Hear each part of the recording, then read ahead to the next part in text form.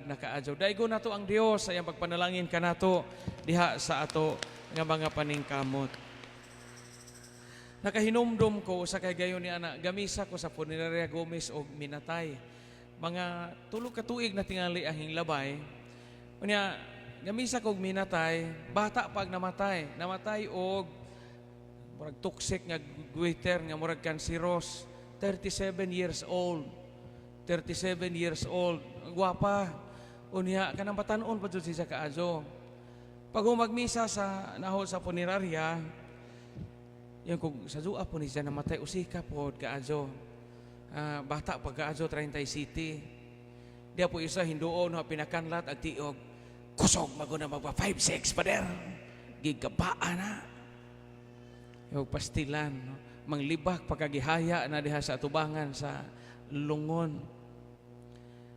Mao po ning mentalidara ang makita nato sa Ebanghelyo karon. Sa Ebanghelyo karon, naay grupo sa mga tao nga maingon tampong ha nakatilaw inta og dimalas sa ilang kinabuhi.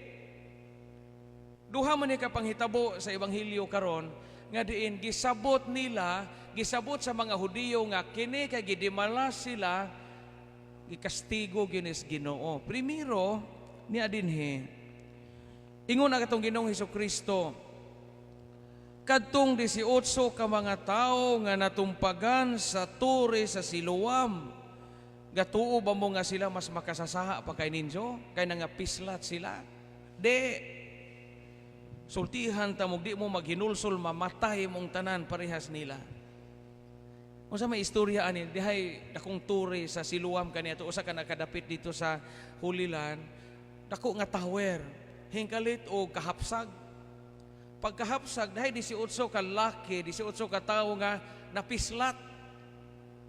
Ingon ang mga Hudiyo nga wa maigo sa ture nga na bungkag. Tanawara, 18 ka buo ko, patay, pislat. Makasasa, manggod to. Wa malipay, Ginoo nila mo na nga pislat. Ikaduha, ningon din mahitungod sa mga taga Galilea nga gipamatay ni Pilato samtang naghalad sila ngadto sa Dios, miingon ang Ginoong Hesukristo, tungod ba kay sila gipamatay, gapasabot ba na ninyo nga labaw pa sila ka makasasaha kay sa ubang Galileanhon? Dili. Sultihan ko kamo nga kundi kamo maghinulsol, mga matay pod mo parehas nila. Sa may nahitabo di ani nanimba intaw ni sila dito sa usa ka sinaguga, dito sa usa ka simbahan nila dito.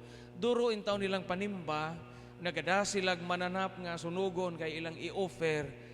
Bangis man kaadto si Poncio Pilato, hingkalit og abot iyang kasundaluhan, ipanglungguan silag liog. Murag ngani ko nanimba dara hingkalit og sugo sa ilang gobernador, ipanglungguan silag liog, ang ilang mga dugo hingsagol sa ilang offering. Daingon mga tao kadto kay gipangpunggutan og liog ni Pilato, makasasaha gyud to. Di ba ingana man pud ta usahay kay nang maong mentalidad. Kana ba magatuot nga kita maoy hinlo atubangan sa Ginoo, unya kini mga tao nga nakasinati o mga trahedya o mga dili maayong panghitabo atong isipon nga mga wa kahimot is Ginoo. Parihas bag na ikusog nga bagyo, nakita ikusog nga bagyo, magampo ta. Ginoo ipaiway may sa bagyo. Nagipaiway kang tinuod, wa mo agi kita dinhi sa Balilihan, wa mo agi sa Bohol. Tuara dito sa Samar o tuara dito sa Sikihor. Yanay uban mo yung, salamat Ginoo. Tuara jud intawag bagyo sa Samar. Tuara jud sa Sikihor ag bagyo, gipaiway ta mga bulanon kay Dios non man ta. Mura baga una-una taga Samar o taga Sikihor o taga Batanes nga bagjuhonon, dili pinangga sa Ginoo. Pareha na ani mentalidara. Kana bang og naa gani di mayong panghitabo sa usa ka tawo atong tan-awon nga mura gikastigo sa Ginoo kay wa malipay ang Ginoo nila. Di ba na ingana man ta usahay? Kana bitong nay laki pananglitan or badge nga gipilasan, gilaygay, ganana, dugay mamatay, di ba mitag maadyo po na, gaba na gilaygay kay dukirok nagbaji sa una. Naama na, kinaidya man na nato nga kita mo ay muhukom Kinsa mo imo hukom o kita mo imo proklamar sa kaalautan sa ubang mga tao. Ingon ang Ginoong Hesukristo karon sa Ebanghelyo, adyaw mo paghunahuna nga mga tao nga nakasinati o mga di maayong panghitabo, mga dautan kay ninyo.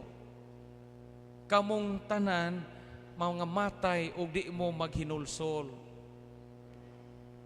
Pragod paglinog atong 2013 nangaguba man tong mga simbahan sa Bohol. Na naman ko'y amigo nga classmate po sa una nga lain na relihiyon. Pag humaglinog, isa kong gitiksan nga, mauna na brad, gaba na nasa Ginoo, kastigo na nasa Dios, gipangkupog ang inyong simbahan. Kay mo simba mo mga Dios. Nalagot po ko kayo kay pilde majuta kay gilinog majuta. Bungkag og simbahan sa Loon, simbahan sa Maribohok. Suya kay ko kay kastigo na nasa Ginoo nga mo simba mo ribulto. Aw pa bitaw sa siyang gibaslan og miingon ra ba to among obispo si Bishop Medroso nga abangan na mo na imong simbahan kay anha mi magmisa no. Wa na jud mo baos hantog karon no.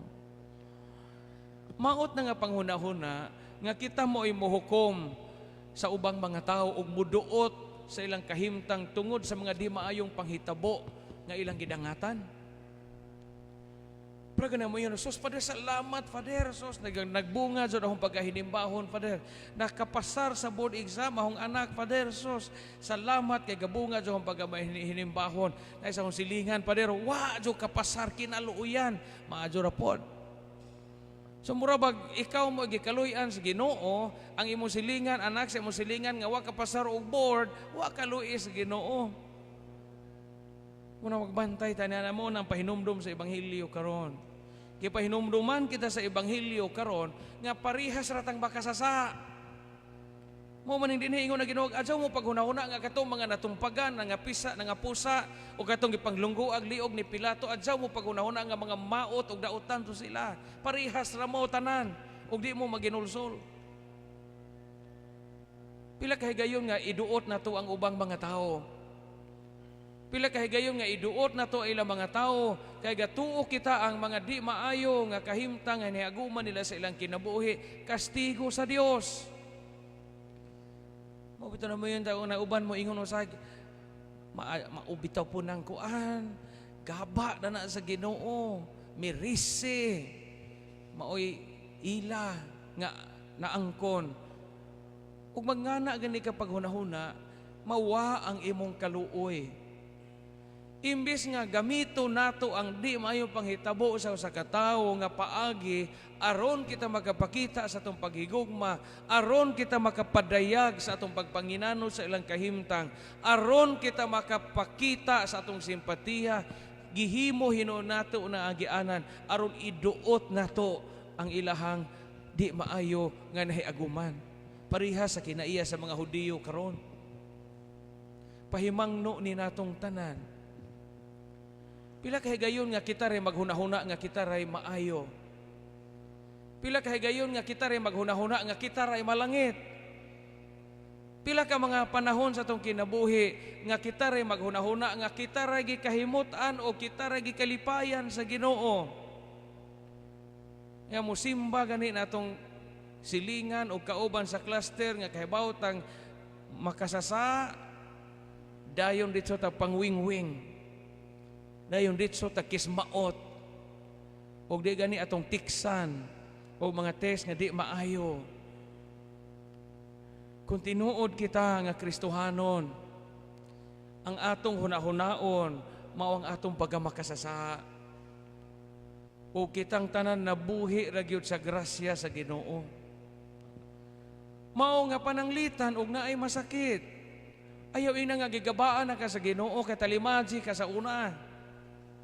But himuan nga pamaagi, aron ka makatabang, aron ka makapakita nga igsuon mo na ng maong masakiton.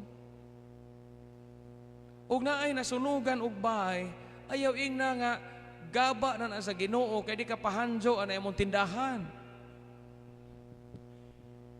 Pasak adyaw papuyag landahan og tulo ka adlaw, nasunugan pa na imo pang ihaklin atong landahan kay mutakod ang kadyo sa imong bahay. Asa may buhat sa kaluoy ana? ug naay na stroke adto inag maunay mirisi ka nga na stroke ka kay di ka manghatag og agipo. Tihik pa ka sa tanang nangamatay. But himuan na nga paagi nga makatabang ka sa iyang kalisod nga karon di na maalsa ang iyang lawas kay na-paralyze ang pikas ng lawas og tabangonon.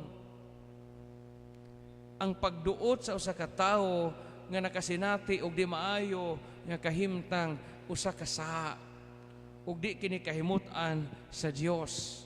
Ug mao kini ang pahimangno ni Hesus sa ebanghelyo karon. Amen.